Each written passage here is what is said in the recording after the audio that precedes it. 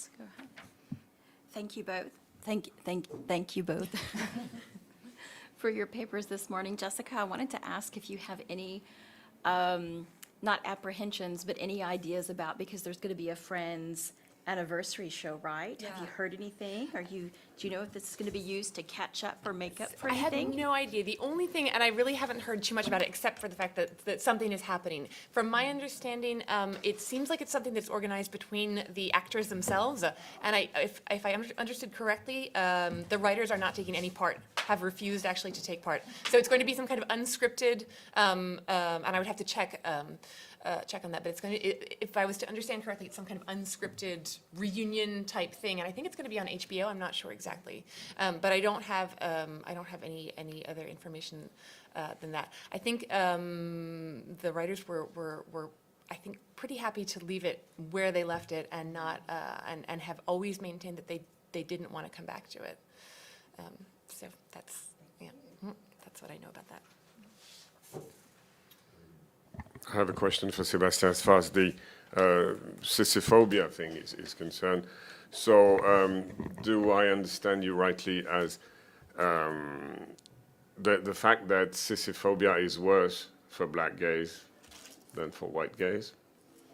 I think it's made worse by the injunction to be masculine in order to be authentically black.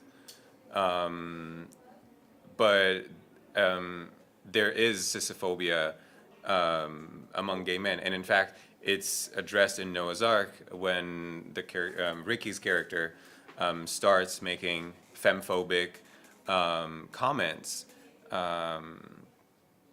He is instantly checked by his friends, and Noah says that it's not just black gay men who are trying to ape heterosexual ideals of masculinity, but gay men in general. So he's generalizing Sissyphobia and not making it specific to black men. But you're right, I think it's made worse by this injunction. Yes, because I was wondering about, I mean, there's this cliche, which I unfortunately have verified, that African-American men are more, I mean, straight African-American men are more homophobic than straight white men in the US. And so I was wondering if it were proportional, and the Sissyphobia is... I think there is a correlation, and I think homophobia is a way for many straight men who are trying to assert a kind of hegemonic masculinity. Homophobia is a tool to achieve hegemonic masculinity.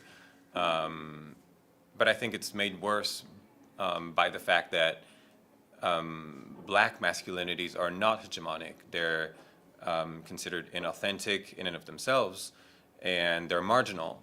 So I think there is a bit of an obsession with homophobia as a tool to stabilize and solidify masculine identity. About that issue of whether minorities are more homophobic than white communities, I would really disagree, because I think, because I think there are white communities that are extremely homophobic for the same intersectional reasons. In other words, there is a dynamic, an intersectional dynamic at work that doesn't make the homophobia worse. It just makes it different. It's for a different reason, for a different, with a different history and a different logic to it. But there are a lot of extremely, a lot of white communities in which homophobia is automatic, is compulsory. I'm thinking, of course, like the first that comes to mind is religious communities. And so just because, so that's it. That's all I want to say, yeah. No, I think you're right. And I think that there's a variety of homophobias that you can't exactly lump together. For example, in black communities, homosexuality is often perceived as a white disease, as belonging to the white world, as not something that is compatible with blackness. And in poor But not communities- in all black communities. No, that's no, the I'm thing. not- And there are a lot of white communities where homophobia is not white, but it's them. You know, it's other communities where there is homosexuality, but not in our community, not in our family, etc. So I think really, I mean, black people, a lot of black communities are suffering from this stereotype that they're more homophobic than others. I And agree. if No, you, I I mean, wasn't- and if you look at there are a lot of black families that accept their children. There are a lot of homosexual black activists in the inner cities that are accepted and that Absolutely. that stay there, etc. So that just because there's a rationality to being homophobic when you're black, in a way, like you can't blame them because there's something else at play. We can't really. The other thing is we can't really we can't really measure Absolutely. who's more or less, like, whether blacks are And- more homophobic than whites. And I think there's an ideological component to ascribing homophobia more specifically to black people, and like an element of pinkwashing. Like, black people are more homophobic. Look at us, white people, we're not as homophobic, we're more evolved. Exactly. And it's a way to demonize black people as well. And also, yeah, make them seem less evolved, less sophisticated. But I was going to say that it's not just in black communities, but in poor white communities as well. Homosexuality is not considered something of them. It's considered something that belongs to the higher classes, that is bourgeois and elite. Is not something that working class, that they associate with their condition as working class people. That's what Eddie Bellegueule said in France. I can't remember his new name. Louis something.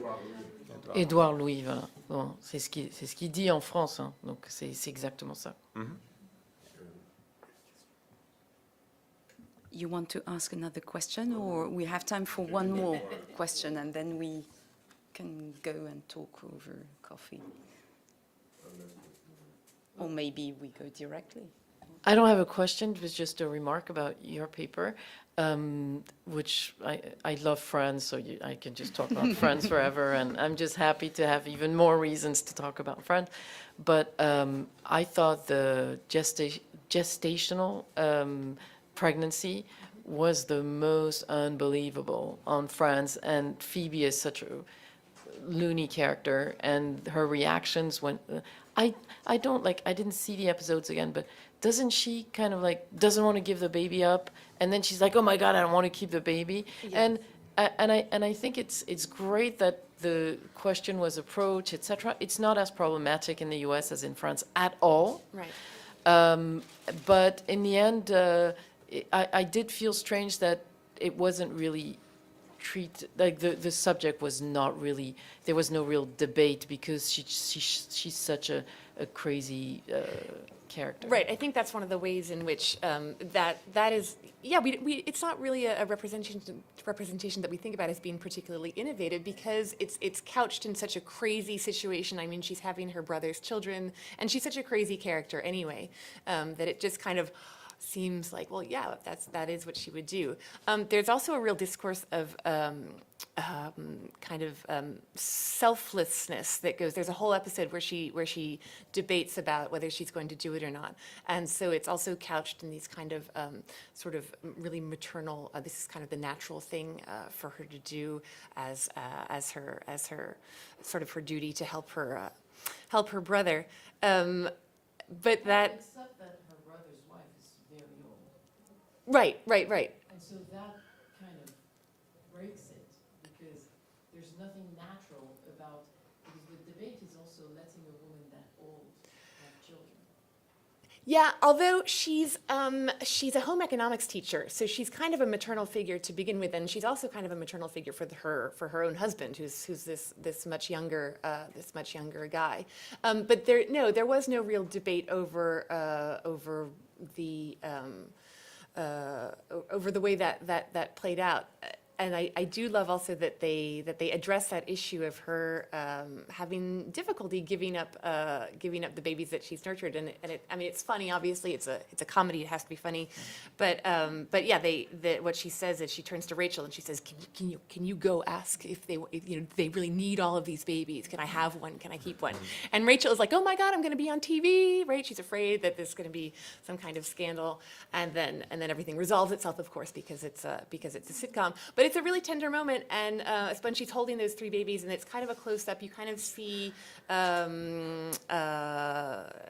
you see her wrinkles. I think it's just a kind of a very poignant moment too. So yeah, I like that one as well. Okay, well, thank you, everybody.